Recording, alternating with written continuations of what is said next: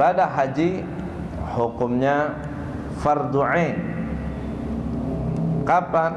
Ya ketika dia memenuhi syurutul wujub.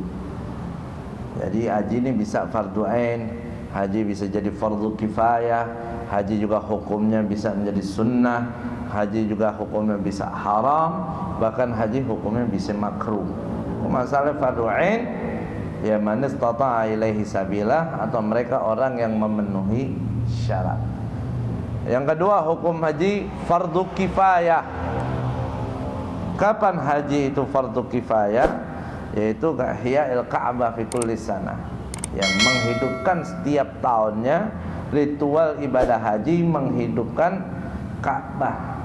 Ya, kayak kemarin nih, kalau seandainya sedunia kagak ada yang melaksanakan ibadah haji, ya, sedunia dosa semua. Ya, makanya kemarin meskipun tidak semua negara melaksanakan ibadah haji seperti normal, seperti biasanya, tapi di sana tetap dilaksanakan ibadah haji.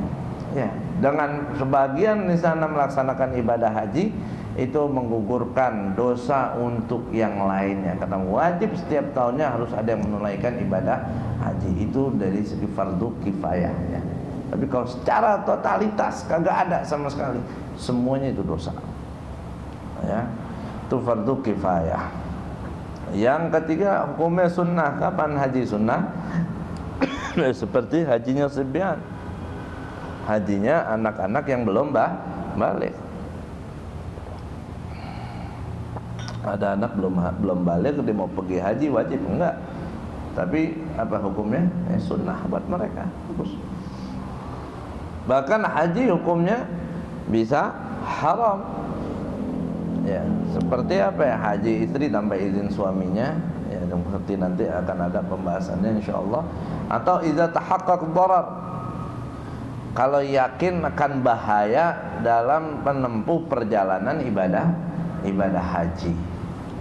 Yang umpamanya lagi ada perang, lagi ada badai, ya kalau kita menempuh perjalanan bisa membahayakan diri kita, yakin kita bakal mati, bakal kecelakaan, bakal bahaya.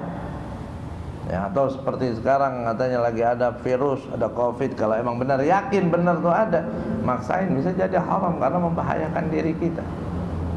Tapi kan sekarang yakin apa kagak masih belum jelas. Ya, paling enggak jadi ragu. Nah, kalau ragu jadinya apa? Makruh. Iya.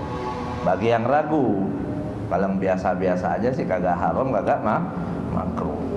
Ya. Jadi kalau seandainya yakin akan dharar dalam perjalanannya, bukan bahaya hajinya tapi di dalam perjalanannya, haram dia memaksakan. Ya. Tapi kalau seandainya ada kemungkinan bisa bahaya, ada kemungkinan enggak, masih ragu akan dharar tersebut, enggak sampai haram tapi hukumnya makruh. Jadi haji bisa fardu ain, fardu kifayah, sunnah, haram, dan juga hukumnya bisa jadi makruh. Dan Nabi sallallahu alaihi wasallam ya menjelaskan tentang betapa besarnya pahala ibadah haji dan juga begitu ibadah umrah. Nabi mengatakan apa? Al-umratu ila al-umrah kafarah lima bainahuma wal hajju mabrur laisa lahu jazaa illa al-jannah. Dari umrah ke umrah itu akan menjadi kafarah, penghapus dosa untuk diantara keduanya. Wal hajju mabrur, dan kata Nabi, dan haji yang mabrur, haji yang terima, haji yang dilakukan dengan baik, dengan benar, laisa lahul jaza illal jannah, enggak ada ganjaran buat dia yang pantas kecuali surga. Dan hadis lain Nabi sallallahu alaihi wasallam mengatakan afdhalul jihad al-hajj, paling afdalnya jihad adalah ibadah haji. Orang menunaikan ibadah haji ini penuh perjuangan. Ya, perjuangan dari segalanya, pisah sama orang-orang yang dicintainya. Dia harus rela mengeluarkan banyak hartanya, harus banyak meluangkan banyak waktunya. Ya, banyak. Ya, kalau sekarang kita lihat orang pergi haji naik pesawat, fasilitasnya semua ada, semua lengkap, udah enak aja. Itu aja masih pada capek, masih pada susah, persiapannya harus betul-betul matang. Gimana nih zaman engkong-engkong gitu dulu mau haji? Wah, belum ada pesawat, masih naik kapal laut. Enggak 10 jam, enggak seminggu, bisa bulanan tuh di laut. Dia ketemu badai, dia ketemu ini perjalanan, ntar yang kehabisan makanan, yang kapalnya bocor, macem-macem. Di sananya juga fasilitasnya juga nggak seperti sekarang. Sekarang kita wukuf di Arafah, AC. Ya.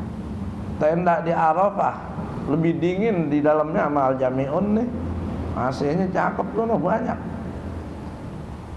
Tendanya udah tenda yang model anti kebakaran, lebih canggih semuanya. Masya Allah semua. Toiletnya semuanya udah tapi orang dulu coba kayak gimana perjuangan hajinya. Ya makanya Nabi bilang afdhalul jihad al-hajj. Dengan menunaikan ibadah haji, tapi yang benar hajinya, dia nggak kotori dengan perbuatan, dengan tindakan apapun, Allah Subhanahu wa ta'ala akan menghapus segala dosanya, ya, sampai seperti dia baru lahir dari ibunya. Berarti apa? Hatta kabair, dosa-dosa besar pun diampuni oleh Allah Subhanahu wa ta'ala.